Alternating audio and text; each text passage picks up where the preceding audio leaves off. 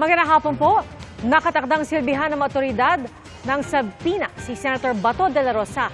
Kaugnay po ito sa investigasyon sa papel niya sa umano'y extrajudicial killings. Matapos sabihin ng International Criminal Court na wala itong inilabas sa public warrant, sinabi ng abogado ng mga EJK victim na posible pa rin may secret warrant laban sa senador. Nakatutok si Maki Pulido. Nakaalerto ang buong pulisya, pati mga airline, paliparan at pantalan. Pero sabi ng DILG, hindi yan para arestuhin si Senador Ronald Bato de la Rosa, kundi para maisilbi sa kanya ang subpina kaugnay sa investigasyon ng PNP-CIDG sa naging papel niya sa di umano'y extrajudicial killings bilang hepe ng Davao City Police at Director ng Police Regional Office 11. Nasa Davao Region ang senador, ayon kay Remulla. The CIDG will issue a subpoena tomorrow to General De La Rosa to appear personally before the CIDG office here in aid of investigation of the previous crimes. I repeat, this is not an arrest warrant but a subpoena for the senator and former chief of police, former chief of the PNP. Sabi ni Remulla, bahagi ito ng case build-up ng PNP laban sa mga sangkot sa EJK. Tiniyak din niyang magiging patas ang investigasyon at hindi lang daw si Bato ang taga-PNP na isusubpina. All officers involved must be held accountable.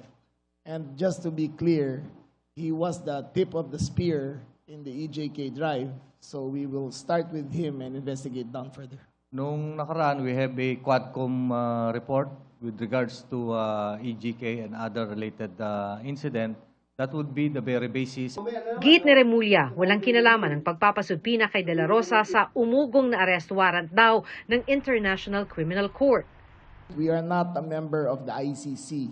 We are not working with the ICC. This is a purely internal matter that we are doing. There is a 10,000-man task force that, okay, let me just make it clear, okay?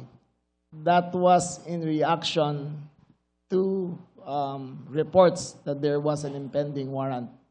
However, the ICC has said that there is none. Okay? So we have dismantled that task force. What we do have is now a subpoena for him, but not a manhunt. Kahapon, sinabi na ng ICC na wala silang inilabas na public warrant laban sa senador. Paliwanag ni Attorney Cristina Conti, ICC Assistant to Counsel at abogado ng EJK victims. Ang ibig sabihin ng public warrant ay hindi isa sa publiko ang pag-issue nito. Kaya ayon sa kanya, hindi nangangahulugang walang arrest warrant laban kay De La Rosa. Wala mang sinasabing public warrant kay Bato, posible pong mayroong secret warrant. At maraming proseso na pinagdadaanan yan, kaya maaring may application ng warrant at maaring may aprobado ng warrant. Isa sa mga dahilan ng pag-issue ng secret warrant ay para hindi makatakas ang akusado. Kapag hindi pa muna i-share sa public yung warrant, una, para masigurado na mahuhuli yung tao. Kumbaga, walang advance notice doon sa subject ng warrant. Pangalawa, para hindi masyadong makagulo yung politika patungkol doon sa issuance ng warrant. Nauna nang sinabi sa GMA News ni retired Major General Romeo Prestoza, Executive Director ng Philippine Center on Transnational Crime, na nagsisilbing National Central Bureau ng Interpol sa Manila, wala pa silang natatanggap na red notice mula sa Interpol. Maki Pulido, Nakatutok, 24 Oras.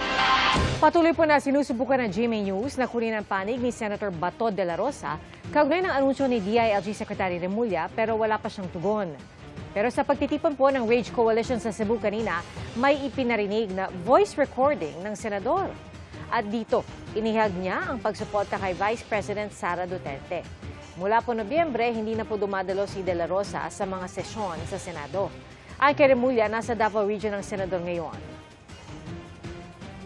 Pagsuporta kang VP Sara Duterte, Inday Sara, na nagpadayon sa pagserbisyo sa atong nasod bisan pa sa mga hagit o pagsulay na iyang giatubang.